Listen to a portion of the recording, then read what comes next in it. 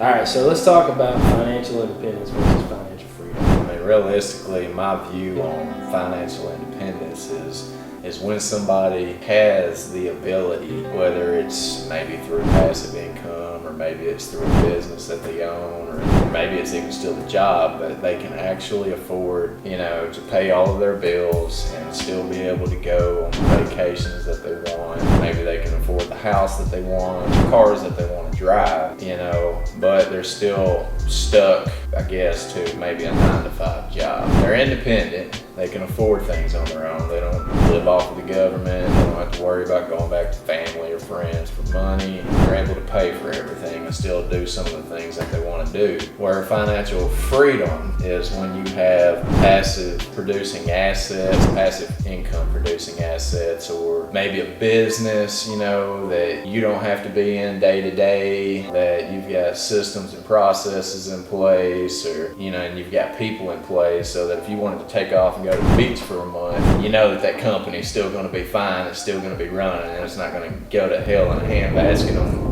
before you get home. Right.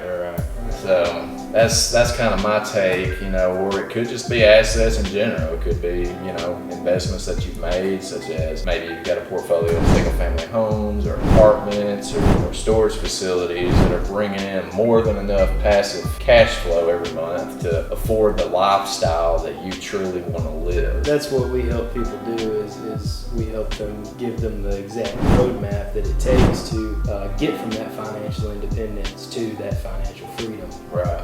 Yeah, one thing that's helped us out a lot is the convert method. We use that every day in our business. That's what's helped us achieve the financial freedom in our lives that we want, or we can spend the time with our families and go on the vacations and live the lifestyle that we want to live. So, convert strategy is where it's at. You can use it for storage facilities, you can use it for single family homes, multi-family homes, just about anything. You can even use it for flips too. It's just essentially leveraging other people's money and then, exiting that deal by either refinance or flipping, right, and just getting them their money back. So if you're interested in learning how we've done all of this, then DM us.